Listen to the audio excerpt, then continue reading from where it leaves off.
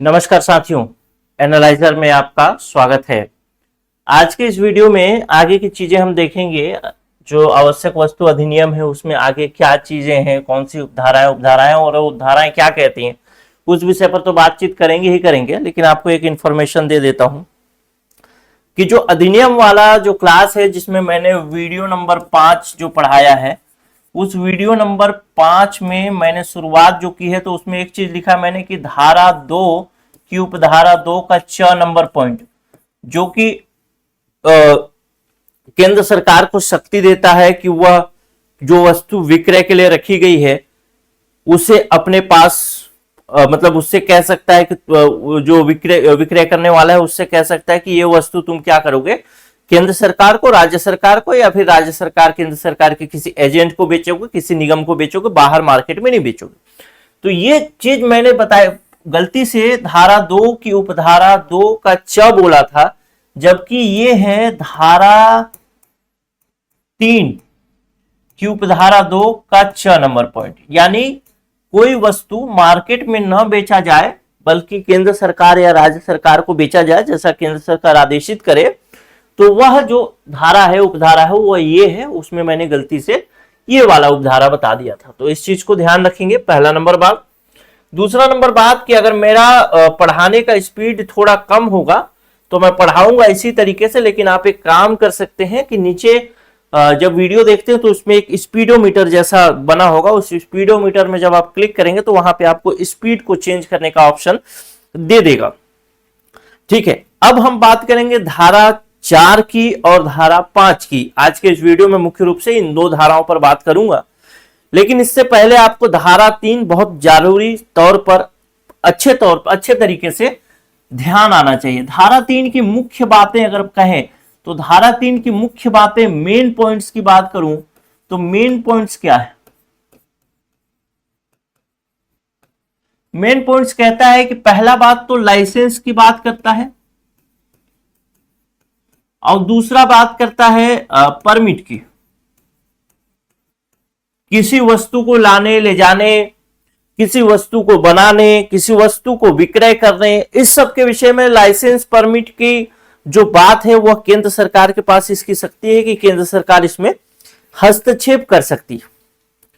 कुछ और बातें कहता है धारा 3, कहता है कि जो वस्तु है उसको केंद्र सरकार खरीद सकती है, या फिर कहते हैं ये भी कहता है कि केंद्र सरकार चाहे तो उसको कह सकती है कि डायरेक्ट सेल करो। तो वस्तु का खरीदना, इसी में हमने पढ़े हैं कि वस्तु का खरीदना केंद्र सरकार या केंद्र सरकार के किसी एजेंट द्वारा, खरीदना सेंट्रल गवर्नमेंट के द्वारा या इसके किसी एजेंट के द्वारा। ठीक है, और भी बहुत सारी चीजें पढ़ी है। इसका मूल्य कैसे निर्धारित होगा, या फिर कब किसी वस्तु पर काला बाजारी को देखते हुए स्टॉक सीमा निर्धारित की जाएगी। ठीक है, ये सब चीजें हमने पढ़ी है। तो इन सब बातों को मेरे ख्याल से आप लोग ध्यान रखे होंगे। मैं इस बात को इसलिए आपको कह रहा हूं क्योंकि अब जब धारा 4 पढ़ेंगे तो धारा 4 में धारा 3 की सभी बातें आपको याद होनी चाहिए लगभग। ठीक है, क्योंकि धारा 4 जो है धारा 3 से ही रिलेट करता है, संबंध रखता है। इसलिए धारा 4 को पढ़ने से पहले धारा 3 अवश्य तौर पर पता होना चाहिए। आपका अधिनियम का प्रिंट आपके सामने होना चाहिए, आपका मोबाइल ऑन होना चाहिए और एक हाथ में पेन होना चाहिए ताकि आप उसको नोट डाउन करते चले। ठीक, अब हम पढ़ते हैं धारा 4। धारा 4, धारा 4 मुख्य रूप से जो बात करता है वह कहता है कि राज्य सरकारों पर कर्तव्य आरोपित करने की शक्ति। राज्य सरकारों पर कर्तव्य आरोपित करने की शक्ति।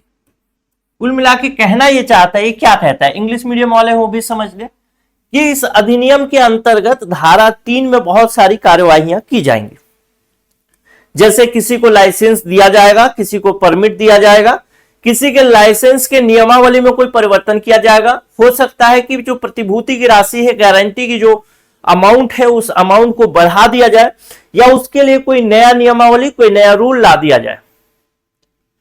हो सकता है कि सरकार संपूर्ण वस्तु को अपने पास जब्त करके रखे, हो सकता है उसके आंशिक भाग को रोके। ये सब चीजें किसमें रखी हैं, ये सब जो बात बोल रहा हूं ये सब किसमें है, धारा 3। तो धारा 3 जो कहता है वो कहता है कि केंद्र सरकार के पास, जो मैंने अभी जो भी बातें बताई, जो जैसे वस्तु को जब्त करके रखना, या फिर लाइसेंस परमिट जारी करना, या लाइसेंस में कोई संशोधन करना, प्रतिभूति यानी गारंटी की राशि को कम या ज्यादा करना, ये सब का अधिकार किसके पास है? ये अधिनियम किसको अधिकार देता है? ये अधिनियम अभी तक जब हमने पढ़ा है, तो अभी तक की बात कहें तो अभी तक ये अधिनियम अधिकार देता है, राइट देता है किसको? केवल और केवल किसको? केंद्र सरकार, केंद्र सरकार ओनली। ठीक, अभी तक जो पढ़ा है, धारा 3 तक जो हमने बात पढ़ी है, उससे यही समझ में आता है कि जो भी अधिकार हैं, जो भी पावर हैं, वो सारे के सारे पावर केंद्र सरकार के पास है। चाहे आवश्यक वस्तु घोषित करना हो, या आवश्यक वस्तु के विषय में नियम बनाना हो, जो नियम धारा 3 के अंतर्गत विभिन्न उपधारा या उपखंड के माध्यम से बनेंगे, वो सारे पावर किसके पास है? केंद्र सरकार के पास है, सेंट्रल गवर्नमेंट के पास। लेकिन धारा 4 जो है वो पहली बार कहता है कि ये जो पावर केंद्र सरकार के पास है, उन पावर को केंद्र सरकार चाहे तो हस्तांतरित कर सकता है। ठीक, यहां पे एक चीज ध्यान रखिएगा, शक्ति के बाद एक चीज और लिखा है, आदि, एक्सेट्रा। ठीक, केंद्र सरकार, राज्य सरकारों पर कर्तव्य आरोपित करने की शक्ति आदि इसका मेन पॉइंट है। तो ये आदि बहुत महत्वपूर्ण है, आईएमपी है, ऐसा नहीं है कि ये ऐसे ही लिख दिया गया है, ये महत्वपूर्ण पॉइंट है, तो इस महत्वपूर्ण पॉइंट को भी ध्यान रखना। तो धारा 4 पहली बार ये कहता है कि केंद्र सरकार के पास कुछ शक्तियां जो हैं, जो कर्तव्य हैं, उन कर्तव्यों को वो दूसरे किसी को दे सकता है। किसको देगा? तो पहला तो केंद्र सरकार के पास खुद की शक्ति है, जो उसको अधिनियम के माध्यम से मिलती है। खुद की शक्ति है जो अधिनियम के माध्यम से मिलती है। इस अधिनियम के माध्यम से धारा 3 में बताया गया केंद्र सरकार के पास ज्यादा शक्ति हो। अब केंद्र सरकार क्या कर सकता है? इसको 2 वर्ग में और लोगों को दे सकता है। तो पहला तो होगा केंद्र के स्तर पर, और दूसरा जो होगा वो राज्य के स्तर पर। केंद्र के स्तर पर किसको दे सकता है? तो केंद्र सरकार के किसी अधिकारी या प्राधिकारी। अधिकारी और प्राधिकारी का मतलब क्या है? अधिकारी तो आप सामान्य तौर पर समझते हैं, जो ऑफिसर होंगे उनकी बात कर रहे हैं। प्राधिकारी का मतलब क्या है? प्राधिकारी का मतलब यह है कि ऐसा कोई व्यक्ति जिसको कि इस अधिनियम के अंतर्गत या किसी भी अधिनियम के अंतर्गत कोई अधिकार दिया जाता है, प्राधिकार दिया जाता है। हो सकता है जो पहले से अधिकारी काम कर रहे हैं उनको अगर कोई ड्यूटी, जो कोई कर्तव्य है, कर्तव्य का मतलब क्या है? ड्यूटी, ड्यूटी, उनको कोई ड्यूटी न देकर के किसी नए व्यक्ति की भी नियुक्ति की जा सकती है। और जो नए व्यक्ति का नियुक्ति किया जाएगा उसका काम क्या होगा? केवल इस अधिनियम के अंतर्गत जो उसको अधिकार मिलेंगे वही काम होगा। अधिकार कौन देगा? केंद्र सरकार। सारा जो पावर है, अभी भी ध्यान रखिएगा, सारा पावर किसके पास सेंट्रलाइज है? केंद्र सरकार के पास ही सेंट्रलाइज। ठीक, तो पहला नंबर पॉइंट क्या कहता है कि यह जो है केंद्र सरकार के किसी अधिकारी और कर्मचारी को दे दिया जा सकता है। दूसरा कहता है कि राज्य सरकार के अंतर्गत किसी, पहला तो राज्य सरकार के अंतर्गत राज्य को ही दिया जा सकता है। पढ़ लेते हैं। धारा 3 के अधीन किया गया कोई आदेश केंद्र सरकार या राज्य सरकार या केंद्र सरकार या राज्य सरकार के अधिकारियों प्राधिकारियों को प्रदत्त करेगा, कर्तव्य आरोपित करेगा, निर्वहन करेंगे। ठीक, चलिए पहला नंबर पॉइंट क्या हुआ? केंद्र सरकार के अधिकारी या प्राधिकारी को दिया जा सकता है। दूसरा तरीका हो सकता है कि राज्य सरकार के किसी अधिकारी या प्राधिकारी को ये कर्तव्य दे दिए जाए। ठीक, पावर का स्थानांतरण ऊपर से नीचे करना चाहती है केंद्र सरकार, क्योंकि केंद्र सरकार के पास उतना समय नहीं है बहुत सारी चीजें देखनी। अब मान लेते हैं बिलासपुर के किसी कोने में कालाबाजारी चल रहा है, तो सेंट्रल गवर्नमेंट का जब तक अधिकारी आएगा तब तक तो चीजें साफ हो चुकी रहेंगी। तो इस तरीके से है। अब इसमें कुछ बातें हैं कि ये जो अधिकारी है, प्राधिकारी है, अधिकारी या प्राधिकारी है, इसको क्या चीजें मिलेंगी, कौन सी चीजें इसको मिलने वाली है, तो उस पर भी बात कर लेते हैं। दो तरीके की चीजें इसको मिलेंगी केंद्र सरकार के द्वारा। पहला चीज जो होगा वह तो होगा, पहला पॉइंट मिलेगा वह मिलेगा कुछ अधिकार मिलेंगे, कुछ अधिकार यानी पावर मिलेगा। और दूसरा नंबर पॉइंट जो होगा वह कोई कर्तव्य मिलेगा। कर्तव्य का मतलब होता है ड्यूटी, ठीक। कुछ अधिकार है, जिस अधिकार के, अधिकार मतलब शक्ति, शक्ति मतलब पावर। जो केंद्र सरकार की शक्ति थी वो कहां आ गई, केंद्र के अधिकारी के पास या राज्य के अधिकारी या प्राधिकारी के पास। दो तरीके की चीजें इसको मिलने वाली हैं, पहला शक्ति यानी पावर और दूसरा कर्तव्य। अब ये जो शक्ति और पावर मिलेगी, इस शक्ति और पावर का उपयोग कैसे करना है, किस सीमा तक किसी शक्ति का उपयोग करना है, किस सीमा तक शक्ति का उपयोग नहीं करना है, तो इसके उपयोग के विषय में इसी धारा में बताया गया कि इसके उपयोग के विषय में केंद्र सरकार क्या करेगी,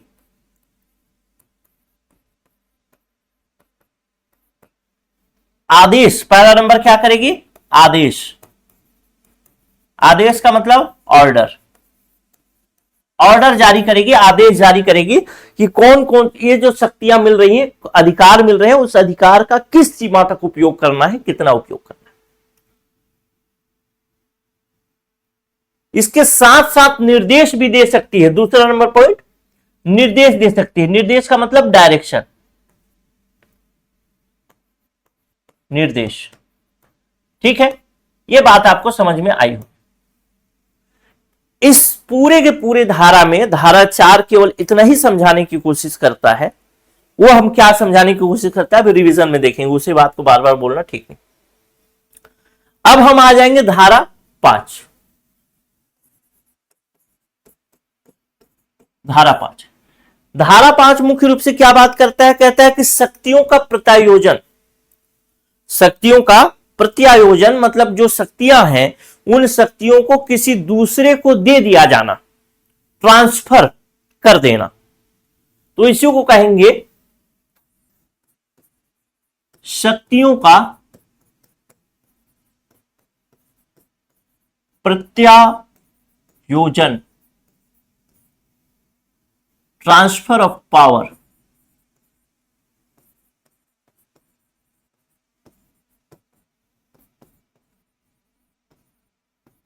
शक्तियों को किसी और को दिया जाना। अब हमने देखा कि केंद्र सरकार के पास बहुत सारी शक्तियां हैं, जैसे किसी विषय में वो कुछ भी करेगी तो वो अधिसूचना निकालेगी, किसी को कर्तव्य आरोपित करेगी तो वो अधिसूचना निकालेगी। केंद्र सरकार का खाद्य मामले और जो सार्वजनिक वितरण प्रणाली वाला जो डिपार्टमेंट है, मंत्रालय है, वही ये सब काम करता है।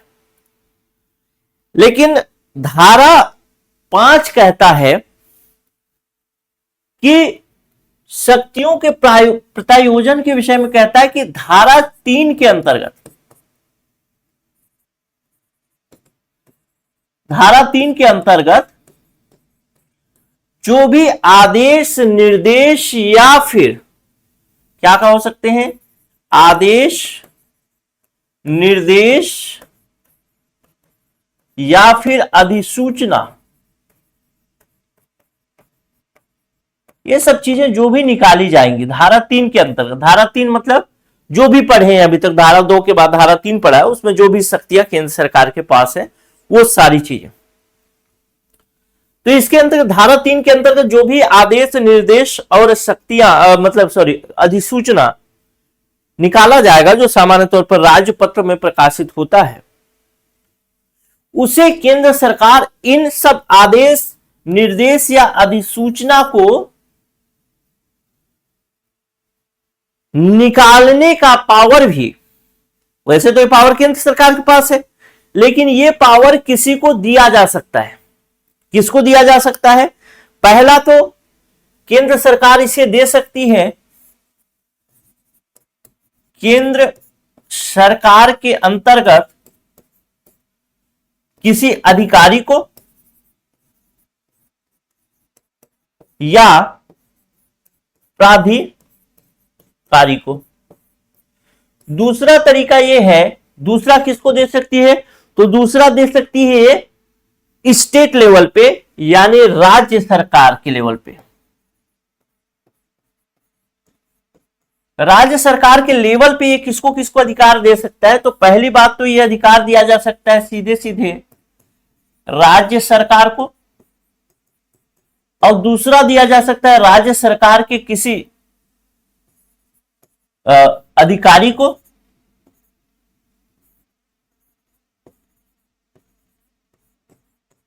या किसी प्राधिकारी को। यहां तक बातें मेरे ख्याल से क्लियर हो गई हूं। ठीक, अब ये जो शक्तियों का प्रत्यायोजन का विषय है, तो धारा 3 के अंतर्गत केंद्र सरकार के पास बहुत सारी शक्तियां हैं, जैसे परमिट निकालने की शक्ति। अब परमिट में भी बहुत सारी परमिट हो सकती हैं, जैसे पेट्रोल के लिए परमिट हो सकता है, या फिर आपका गुड़ के लिए, गुड़ शक्कर के लिए परमिट हो सकता है, चाय पत्ती के लिए परमिट हो सकता है, जो भी आवश्यक वस्तु में शामिल हो उसके लिए परमिट हो सकता है, उसके लिए लाइसेंस बनाए जा सकते हैं। तो इसमें से कौन कौन सी शक्तियां, कौन कौन सी शक्तियां जो है वह केंद्र सरकार राज्य सरकार को दे रही है, या केंद्र सरकार के किसी अधिकारी या प्राधिकारी राज्य सरकार के किसी अधिकारी या प्राधिकारी को दे रही है, इसके लिए केंद्र सरकार क्या करेगी? सूचना जारी करेगी, और इसी सूचना को कहा जाएगा अधिसूचना। यानी यह जो है राजपत्र में प्रकाशित होना चाहिए।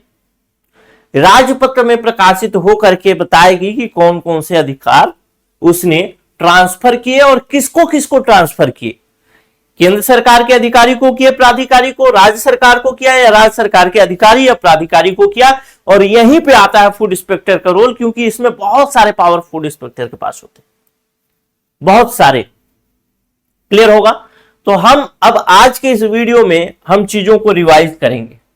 बस यही था, छोटा सा वीडियो है, लेकिन चीजें आपको याद हो गई होंगी मैं उम्मीद करूंगा, और नहीं हुई होंगी तो आप अभी याद कर लीजिए। ठीक, फिर से दोबारा पढ़ेंगे तो याद करेंगे। चलिए आंख बंद कर लीजिए, शुरू करता हूं आपको। मैंने आपको बताया धारा नंबर 4।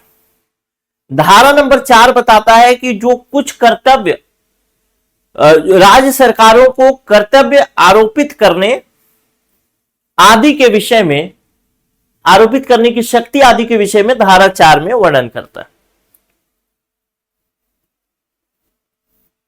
राज्य सरकार को जो शक्तियां दी जाएंगी वो कहां की शक्ति होगी? तो धारा 3 के अंतर्गत जो भी क्लॉज है उसमें से कुछ शक्तियां राज्य सरकार के अंतर्गत या किसी और को दिया जाएगा।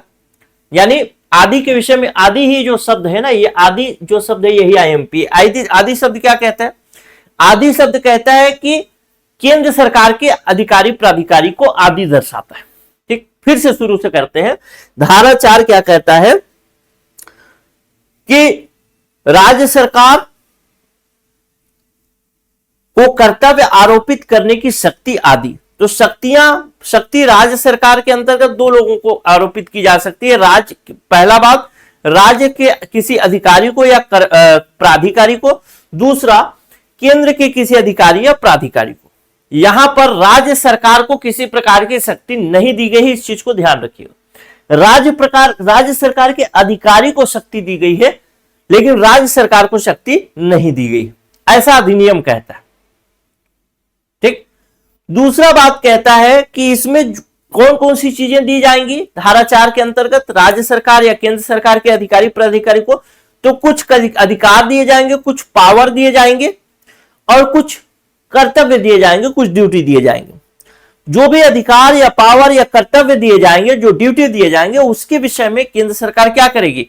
आदेश जारी करेगी कि इन अधिकारों और कर्तव्यों का प्रयोग अधिकारी या कर्मचारी किस हद तक करेगा। यहां तक बात क्लियर है। इसमें 2-3 की पॉइंट्स है। पहला की पॉइंट्स है कि अधिकार किसको जारी किया जा सकता है। धारा 4 के अनुसार अगर मैं कहूं, पहला प्रश्न आपसे पूछूं कि धारा 4 के अनुसार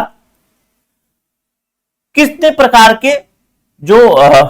प्रकार की चीजें आरोपित की जा सकती है? तो आप कहेंगे 2 प्रकार की चीजें आरोपित की जा सकती हैं। पहला, अधिकार आरोपित किए जा सकते हैं, दूसरा कर्तव्य आरोपित किए जा सकते हैं।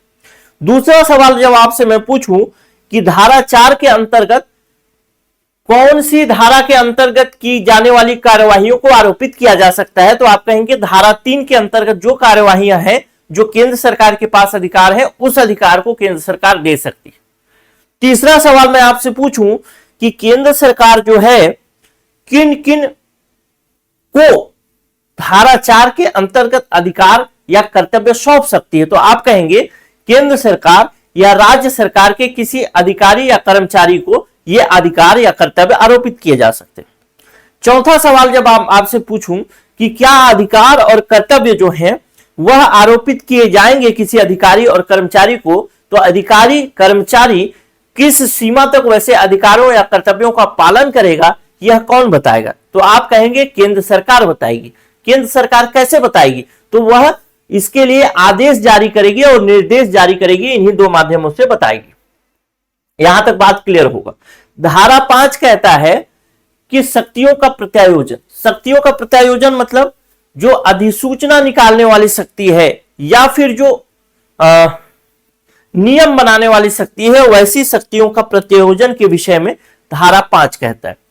धारा 5 क्या कहता है? पहला सवाल अगर धारा 5 से आपसे पूछूं कि धारा 5 के अंतर्गत कौन सी शक्तियां जो है वो ट्रांसफर की जाएंगी, प्रत्यायोजित की जाएंगी, तो धारा 3 के अंतर्गत जो केंद्र सरकार के पास लाइसेंस, परमिट आदि या फिर कुछ भी धारा 3 के अंतर्गत जो भी शक्तियां थी, उनमें से सारी शक्तियां या कुछ शक्तियां केंद्र सरकार प्रत्यायोजित कर सकती है, पहला नंबर। दूसरा नंबर, कौन कौन सी शक्तियां प्रत्यायोजित की गई हैं और किसको किसको प्रत्यायोजित की गई हैं, यानी किसको किसको ट्रांसफर किया गया है, यह कैसे पता चलेगा? तो केंद्र सरकार इसके लिए अधिसूचना निकालेगी और अधिसूचना में सभी चीजों को स्पष्ट करेगी कि कौन सी शक्ति या किस विषय में नियम बनाने की शक्ति किसको किसको प्रत्यायोजित की जा रही है। जैसे हो सकता है कि परमिट जारी करने की शक्ति कलेक्टर को आदेशित कर दिया जाए कि आप परमिट जारी कर सकते हैं, लेकिन लाइसेंस बनाने की शक्ति हो सकता है कि मुख्य सचिव को दे दिया जाए। क्लियर है? तो उसमें स्पष्ट तौर पर बताया जाए। तीसरा नंबर पॉइंट होता है कि धारा 5 के अंतर्गत जो शक्तियों का प्रत्यायोजन होगा वो किसको किसको किया जा सकता है, तो इसमें 2 तरीके से किया जा सकता है। पहला, केंद्र स्तर पर किया जाएगा तो केंद्र सरकार के किसी अधिकारी या प्राधिकारी को। राज्य स्तर पर किया जाएगा तो पहली बात तो राज्य सरकार को ही दे दिया जाएगा, फिर राज्य सरकार किसी अधिकारी या प्राधिकारी को सौंप दे। दूसरा, केंद्र सरकार ही बता दे कि राज्य सरकार के किस अधिकारी या प्राधिकारी को ये शक्तियां प्राप्त होंगी। मेरे ख्याल से धारा 5 भी क्लियर होगा। ये छोटा सा वीडियो था, चूंकि मैं चाहूं तो धारा 6 पर भी बात कर सकता हूं, लेकिन धारा 6 क्या है, अपने आप में ही एक क्लास बनेगा। वो क्लास काफी रोचक होने वाला है। इसमें तो बहुत ज्यादा वैसा समझाने वाला पॉइंट था नहीं, फिर भी मैंने इसको 20 मिनट 22 मिनट तो पढ़ा ही दिया। ठीक है, तो धारा 6 पर बात करेंगे तो वो काफी रोचक होगा। धारा 6 का वेट करिए। नमस्कार, जय हिंद। और जो बच्चे अगर आप लोग को क्लास अच्छा लग रहा होगा मेरे दोस्त, तो आप मुझे जरूर व्हाट्सएप पे मैसेज करके बताइएगा। और एक काम आप और कर सकते हैं, अगर आपको अच्छा लगे तो, अगर मेरा मेहनत आपको पसंद आ रहा होगा तो ये काम और कर दीजिएगा कि जो प्ले स्टोर में ऐप तो आप डाउनलोड किए ही है, प्ले स्टोर में एक रेटिंग होता है और रिव्यू होता है। मेरे पढ़ाई के हिसाब से आप मुझे रेट कर दीजिएगा। सबसे अच्छा लगेगा तो 5 स्टार से रेट करिएगा, और खराब लगे तो 1 स्टार से करिएगा। और रिव्यू में भी आप कुछ भी रिव्यू लिख सकते हैं। मैं हर एक रिव्यू को देखता हूं। मैं उम्मीद करूंगा कि रिव्यू मेरे समर्थन में होंगे या फिर मुझे संतुष्ट करने वाले होंगे, मुझे देख करके अच्छा लगेगा। तो आप ये काम जरूर करिएगा मेरे दोस्त। नमस्कार।